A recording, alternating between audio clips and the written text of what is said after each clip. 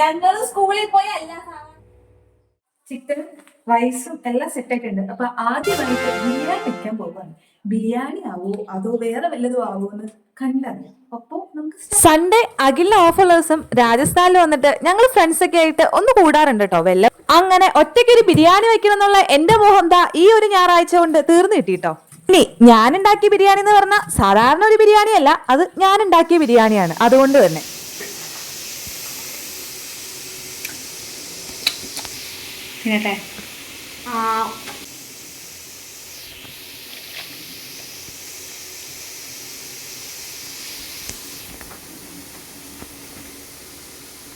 ഇതെനിക്കാണ്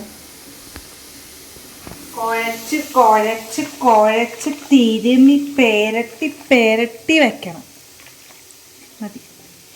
അങ്ങനെ ചിക്കനൊക്കെ ഒരു 3-4 പ്രാവശ്യം കഴുകി മസാലയൊക്കെ തേച്ച് കുഴച്ച് പെരട്ടി അങ്ങോട്ട് വെച്ചു കേട്ടോ. പക്ഷെ എനിക്ക് ഏറ്റവും വലിയ പേടി അരി വെന്തു പോകുന്നുള്ളതാ. കാരണം ഉണ്ടാക്കാൻ തുടങ്ങിയപ്പോഴേ അഖിൽ എന്നോട് പറഞ്ഞായിരുന്നു അരി അധികം വെന്തു പോകരുത് കേട്ടോ, എനിക്ക് ഇഷ്ടമല്ല എന്നുള്ളത്.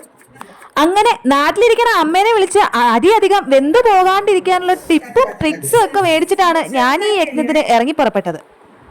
അയ്യോ എന്റെ മോനെ, അത്ര വലിയ കഷ്ടാകല്ലേ, അത്ര വലിയ നോക്ക്. എന്താണ് കുഴപ്പം ഗൈസ്? Good, it's good. ഞങ്ങൾ സ്കൂളിൽ പോയി എല്ലാ സവാള അറിയാൻ പഠിച്ചേക്കണേ കേട്ടാ. ഇതൊക്കെ ഒരു ബേസിക് ആണ്. എനിക്ക് ഇങ്ങനെ അറിയാൻ പക്ഷെ ഇവിടെ സമ്മതിക്കാത്ത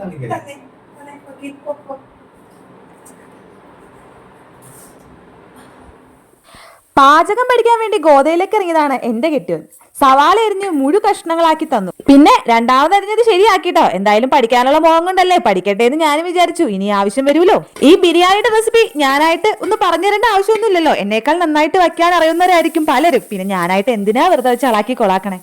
ഉള്ളിയൊക്കെ നന്നായിട്ട് വഴറ്റി ചിക്കൻ അതിനകത്തേക്ക് നന്നായിട്ട് അങ്ങോട്ട് ഇളക്കി എടുത്തു കേട്ടോ. അതവിടെ ഇരുന്ന് വേവട്ടെ എന്ന് ഞാനും വിചാരിച്ചു. വെന്തോളുമായിരിക്കൂലേ, ഇടയ്ക്കൊന്ന് കരിഞ്ഞായിരുന്നു തോന്നുന്നു.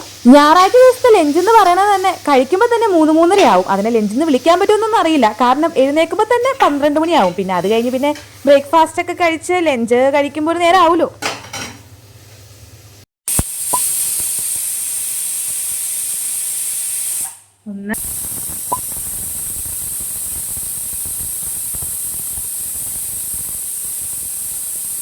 അങ്ങനെ അധികം കുഴഞ്ഞു മറിയാതെ കൃത്യമായ രീതിയിൽ കൃത്യമായ അറിവോടുകൂടി ചെയ്ത കാരണം അരി അധികം വെന്തുപോയില്ല, ശരിയായി തന്നെ കിട്ടി.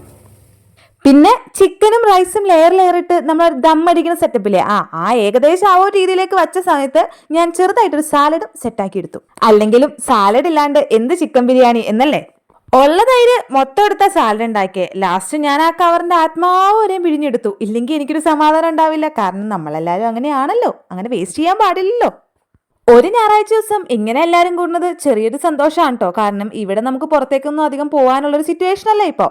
അപ്പോൾ എല്ലാവരുമായിട്ട് ഇങ്ങനെ മിണ്ടിയും പറഞ്ഞും കുറച്ച് സമയം സ്പെൻഡ് ചെയ്യാൻ കിട്ടുമ്പോൾ അതൊരു സന്തോഷമാണ്. അങ്ങനെ ബിരിയാണിയൊക്കെ സെറ്റായി, എല്ലാവരും വന്നു. ഞങ്ങൾ എല്ലാവരും കൂടി ഒരുമിച്ചിരുന്നാണ് കഴിച്ചത്.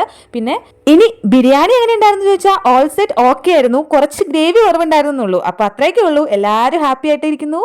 അപ്പോൾ സബ്സ്ക്രൈബ് ചെയ്യാനും ലൈക്ക് ചെയ്യാനും മറക്കണ്ട. Bye bye, thanks for watching.